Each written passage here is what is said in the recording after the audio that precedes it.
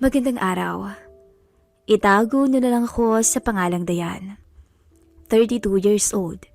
May asawa at isang anak. 5'2" ang taas, may kaputian at balingkinitan ang katawan. 5 years na kaming kasal ng asawa ko. Isa pa lang ang anak namin dahil nakunan ako sa una kong baby. Anyway, OFW ang mister ko. Magkasintahan pa lang kami ay nagbabarko na siya at ako naman ay nagtuturo. Noong makasal kami at makunan ako sa una sana naming anak, ay pinahinto niya muna ako sa pagtuturo. Para muli kaming magka-baby at hindi na matagtag ang bata sa tiyan ko. Nang makapanganak ako at nang makaisang taon ang aming baby, ay muli akong bumalik sa pagtuturo. Dahil si iisa pa lang ang anak ko at malayo ang asawa ko sa tabi ko, ay napanatili kong maganda ang aking figura. Sabi nga nila, parang dalaga pa rin daw ako at walang anak. 3 lang kami sa bahay. Ako, ang anak ko, at ang tagapag-asikaso sa bata pag may work ako. Monday to Friday lang siya sa akin. Dahil gusto ko ako ang nag-aasikaso sa baby ko kapag wala na akong trabaho. Kung kaya kaming 2 lang ang nasa bahay pag weekend. Isang araw, habang sakay ako ng jeep pauwi sa amin galing school, ay may napuna akong isang pares ng mata na panay ang suliyap sa akin. Isang lalaki na may kakasigan at may itsura din. Hindi naman siya katangkaran. Siguro nasa 5'4" o 5'5" lang siya. Nung 2 na lang kaming pasahero sa jeep, ay di na siya nakatiis pa at nagsalita na siya. Dayan? Ikaw ba yan? Hindi mo ba ako namumukhaan? Ha? Sino ka ba? Sagot ko naman. Ako to, si Randy. Yung classmate mo nung 4th year high school tayo. Randy? Ikaw na ba yan? Naku, pasensya ka na. Nag-iba kasi yung itsura mo. At ang tagal na nung huli kitang nakita, graduation pa yata natin yun. Oo nga eh. Ako nga to si Randy. Sabi ko na nga ba't ikaw yan eh. Ang laki rin ng pinagbago mo ah. Mas lalo kang gumanda. Naku itsura lang pala nagbago sa'yo Randy. Pero ugali mo hindi pa rin. Bolero ka pa rin. Sabi ko. Siya nga pala. Kumusta ka na? Mukhang nagtuturo ka. Obvious ba? Sagot ko naman. Teka, may asawa ka na ba? Ang muli niyang tanong. Oo naman, meron na at may anak na rin ako. Talaga? Akala ko wala pa eh. Hindi kasi halata sa itsura mo. Mukhang dalaga ka pa rin kasi. Ay naku, bolero ka talaga. Eh ikaw, kumusta naman? Tagal mong nawala nakulong ka ba? Pabiru kong sabi. Grabe ka naman, mukha ba akong ex-con? Galing ako sa probinsya namin. Doon kasi ako tumira at nagtrabaho pagka-graduate natin ng high school. Matagal din ako naging CQ doon. Ngayon lang ulit ako nakabalik dito sa syudad. May asawa na rin ako, pero hiwalay na kami, kaya wala na ngayon. Hindi rin kami magka-baby kaya single ako ngayon. Teka, saan ka ba nakatira ngayon? Kilala ko ba na pangasawa mo? Tanong niya.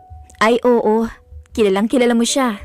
Si Joel, yung kababata mo at kaklase din natin ng high school. Sagot ko naman. Talaga? At talaga palang tinutuon niyang sinabi niya sa akin noon na hindi kanya titigilan hanggat di ka napapa sa kanya. Ganon? Sinabi niya yon? Oo, ganon kanya nga kagusto nung araw eh. Akala ko nga walang mangyayari sa panliligaw niya dahil ang alam ko, ako yung crush mo noon. Ang kapal mo naman. At sino naman may sabi sa'yo noon? Ang sagot at tanong ko na may kasamang tampal sa kanyang balikat. Eh sino pa? Eh di yung mga kaibigan mo na kaklase din natin. Ay nako, pasensya ka na. Kailangan ko na palang bumaba dito. May kailangan pa kasi akong bilhin para sa anak ko eh. Mauna na ako ha. Teka sandali. Pahabol naman niya. Pwede bang mahingi yung number mo? Kung okay lang sa'yo. Hindi na ako nagdalawang isip na ibigay ang number ko. Dahil total alam naman niya na may asawa at anak na ako. Kaya hindi na ako nag-isip pa ng kung ano sa kanya. Sige na, Bye na muna Randy ha. Bye Dayan, ingat ka. Sagot naman niya. Sumapit ang gabi. Handa na akong matulog ng maaga dahil sa may trabaho pa ako kinabukasan. Nang biglang tumunog ang aking cellphone. May nag-message. Agad ko itong binasa. Hi miss, pwede ba kitang maging textmate? Sabi nito. Nahulaan ko agad kung sino ang nag-message dahil bago ang number na lumitaw sa cellphone ko. Si Randy. Nag-reply ako. Textmate ka dyan. Alam kong ikaw yan Randy, wag mo na akong pagtripan. Sagot ko sa kanya. Aba, di ka lang pala maganda Dayan. Magaling ka rin palang manghula. Paano mo nahulaan na ako to ha? Siguro, iniisip mo ako ngayon no? Reply niya sa akin. Ang kapal ha? Bago po ang number na nag-appear sa cellphone ko, kaya nahulaan ko na ikaw yan. Iniisip ka dyan. Joke lang yon, ikaw naman oh. Di ka naman mabiro. Kumusta ka na uli? Eto, okay lang naman. Matutulog na sana ako nung nag-message ka. Ganun ba? Ang aga mo namang matulog. Yan ba sikreto mo kaya ang ganda mo ngayon? Hay naku, nambola ka na naman. Reply ko na may kasamang ngiti sa aking labi. Maaga pa po ang work ko bukas, kaya maaga akong natutulog. Eh di, nakapantulog ka na ngayon yan. Siguro katabi mo na yung mister mo. Siyempre, alangan naman nakapangalis pa ako. Pero wala yung mister ko sa tabi ko. Bakit wala? Nasaan ba siya? Nasa abroad siya. Nasa barko. 5 months pa lang siyang nakakaalis mula sa bakasyon niya dito. Ganun ba? Bakit kanya iniwan dyan? Di ba siya nag-aalala na baka maligawan ka ng iba? Sa ganda mong yan? Ganda ka dyan. Sad ko na lang pero ang totoo, medyo kinikilig ako sa sinabi niya. Hindi naman yung nag-iisip ng ganun sa akin. May tiwala naman yun sa akin eh. Tsaka sino naman manliligaw sa akin eh, may asawa at anak na ako. Sagot ko ulit sa kanya. E di ako. Maigsing sagot niya. Sira ka. Akala mo naman papatulan kita. Ay sus, kung di ko pa alam eh, panay din yung sulyap mo sa akin kanina sa jeep. Hindi napapatingin lang ako dahil pansin ko panay yung tingin mo sa akin. Oh, palusot ka pa. Parang may ibig sabihin nga yung tingin mo sa akin eh. Ang yabang mo naman, feeling mo gwapo ka. Pero tama naman siya. Medyo na-attract ako sa kanya kanina nung di ko pa siya nakikilala. Di naman masyado. Siguro wala kang magawa no, kaya nangungulit ka dyan. Wala nga eh. Ikaw kasi para kang lamok. Anong ako? At bakit ako naging lamok? Hindi naman ako nangangagat. Para kang lamok. Kasi panay ang dapo mo sa isip ko. Lihim akong napangiti sa message niyang yun. Para akong isang dalaga na nililigawan. As if naman na wala akong asawa. Nakailang palitan din kami ng messages bago ako nagpaalam para matulog. Simula noon ay naging madalas ang pag-uusap namin sa text. Sa umaga, tanghali at maging sa gabi. Kadalasan ay nangangamusta at tinatanong niya ako kung ano ang ginagawa ko. Minsan ay nagpapadala ng mga codes na animoy ng dilikaw. Pero di ko naman pinapansin. Pero may kilig factor ang dating sa akin. Sa sobrang dalas ng pag-uusap namin, may pagkakataon na nagkakabiruan kami na akala mo'y magkasintahan kami. Katulad yung text niya na, Hi Dayan, kumusta uli? Nakaligo ka na ba? Mga ganong mensahe na hindi naman normal sa magka-text lang. And reply ko naman, kumusta din? Yup, kakatapos ko lang mag-shower. Eto nga, magbibihis pa lang ako eh. Yung tipong ganun. Hindi ko alam pero parang wala lang yun sa akin. As in walang ibang meaning. Talaga? Wow, siguro ang bango mo no? Abay syempre, may bagong ligo ba na mabaho? Ikaw talaga oh. Then minsan na itanong niya rin kung ano ang suot ko. Ang gagawin ko, nag-iisip naman ako ng sexy dress na kunyari ay suot ko. Dahil curious lang ako kung ano ang magiging reaksyon niya. Wow! Talaga? Yan ang suot mo ngayon? O bakit? Hindi ka ba naniniwala? Nai-imagine ko kung anong itsura mo sa suot mong yan, Dayan. Super hot. Talaga? O baka pag-isipan mo na ako ng kung ano dyan ha? Palagi naman eh. Ganon? Ikaw bad ka. Yung mga ganong klaseng conversation. Yung parang nangtitrip lang. Hindi ko alam. Pero parang nag-e-enjoy ako pag ganon. Siguro dahil sa mga compliments niya sa akin na nagpapakilig sa akin. Isang Sabado, nag-mall kami ng anak ko para magpalipas lang ng oras at nang malibang naman yung bata. Palagi lang kasi siya sa loob ng bahay. Habang nagtitingin kami sa toy shop, ay may biglang sumulpot sa likuran namin at nanggulat pa. Huy, anong ginagawa mo dito? Bati ng boss lalaki na unang dinig ko pa lang ay pamilyar na sa akin. Si Randy. Hoy ka rin. Eto, pinapasyal ko yung baby ko. Siya nga pala, yung anak ko. Pagpapakilala ko sa kanya. Ikaw, anong ginagawa mo dito? At paanong napapunta ka dito sa toy shop? Wala ka namang anak na bibilhan ng toy. Tuloy-tuloy kong sabi sa kanya. Galing kasi ako dyan sa isang computer shop. Nagtingin ako ng mga laptop, bala ko kasing bumili. Pag alis ko doon, namukhaan kita na papunta dito sa toy shop kaya sinundan kita. Ganun ba? Oo, pwede bang sumama nila ako sa pamamasyal nyo dito? Total, mag-isa lang naman ako. Naiilang man ako ay hindi na rin ako nakatanggi. Wala naman kasi akong idadahilan. Kaya magkakasama kaming naggala sa mall. Nagaya siyang kumain sa fast food at syempre siya ang taya. Habang kumakain kami, ay di ko maiwasang mailang kay Randy. Panay kasi ang tingin niya sa akin, kaya nagsalita ako. Huy, ano ka pa? Huwag mo naman akong tignan ng ganyan, baka matunaw ako. Pasensya ka na, Dayan. Ang ganda mo kasi talaga eh. Hindi ko maiwasang hindi mapasulip sa'yo. Naka-sleeveless lang kasi ako noon at palda short. Mainit kasi ang panahon, kaya siguro hindi maiwasan ni Randy na mapatingin lagi sa akin. Sus, nambola ka na naman. Huwag kang ganyan. Naiilang ako sa'yo eh. Tsaka nandyan yung anak ko, naririnig niya yung mga sinasabi mo. O sige, hindi na po. Ginabi na kami sa pamamasyal. Hindi kasi namin namalayan ng oras. Nag-alok si Randy na ihatid na lang kami dahil may gamit daw siyang sasakyan na hiniram niya sa tsuhin niya. Dahil sa gabi na nga at medyo pagod na rin ang mga paa ko, ay nagpaunlak na ako na ihatid niya kami. Habang nasa biyahe, ay nakatulog ang baby ko. Dahil na rin sa sobrang pagod at dahil gabi na nga. Pagkarating namin sa bahay, ay diniretso ko ang anak ko sa aming kwarto para mahiga.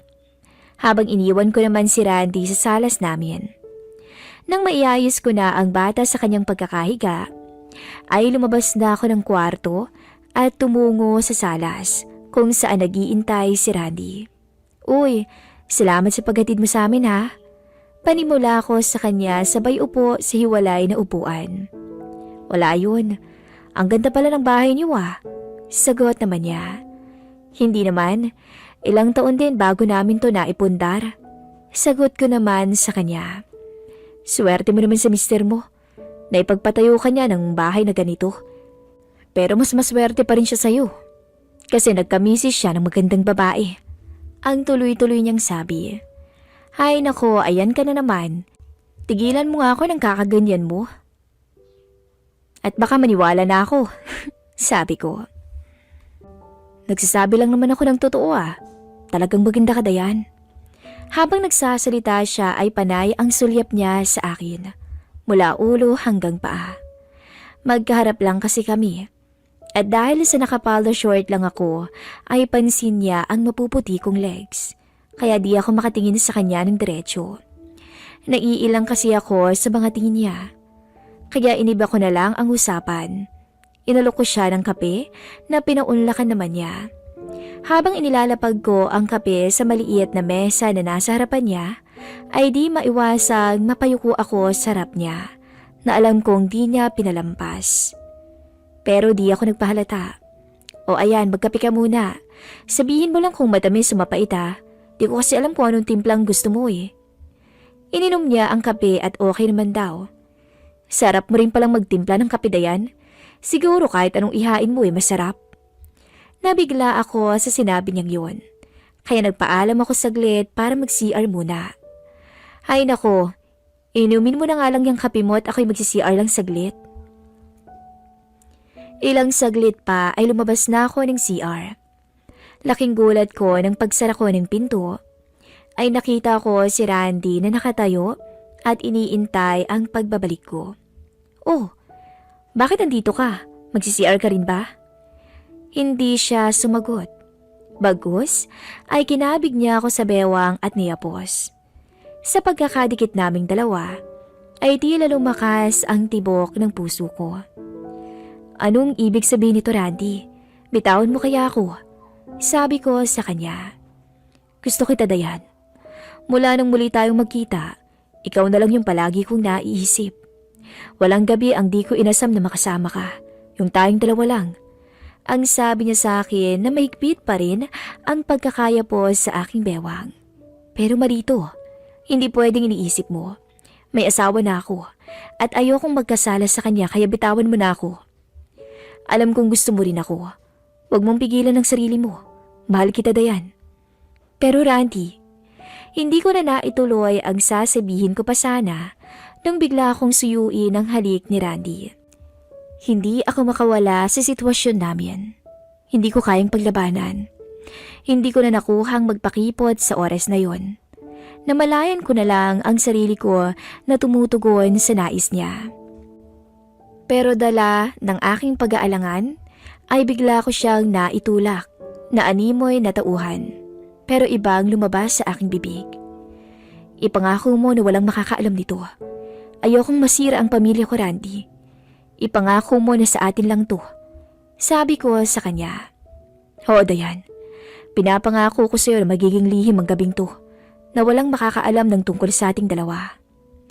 Iyon ang huling kataga namin bago ko siya pinahintulutang ibigay ang dapat ay sa mister ko lang. Namalayan ko na lang ang sarili ko na wala ng suot sa kama kasama ang lalaking hindi ko asawa. Sa puntong yon, tila nawala ako sa katinuan. Kusang napayakap na lang ang mga binti ko sa bewang ni Randy na walang sawang pinaghusayan ang nakaw naming sandali. Ayoko mang aminin pero nahigitan niya ang asawa ko sa anumang aspeto. Kaya halos mahimatay ako ng sandaling yun sa alapaap na pumukaw sa aking kahinaan. Ngunit napaluha ko nang masulyapan ko sa salamin na katapat ng kama ang sarili ko. Malinaw kong naaaninag ang sarili ko habang pinagsasawaan ng ibang lalaki. Para akong isang bayaran na inalipin ng kung sino man. Doon ko na-realize na ang dumi ko ang babae. Matapos ang gabing yun, hindi ako nakatulog dahil sa konsensyang bumubulabog sa isip ko. Ngunit iba ang sinasabi ng katawan ko. Parang hinahanap-hanap pa rin ang namagitan sa amin ni Randy. Na para bang handa itong maulit pa ang minsang pagkakamali. Ilang taon na rin ang nakalipas. Ngunit hindi ko pa rin magawang wakasan ang palihim na komunikasyon namin ni Randy. At hindi ko alam kung ano ang gagawin ko. O ano ba ang magiging unang hakbang ko para matigil ang pagkakalulong ko sa pagkakasala. Sana'y matulungan niyo po ako at mapayuhan sa aking problemang kinikimkim. Hanggang dito na lang po muna at salamat.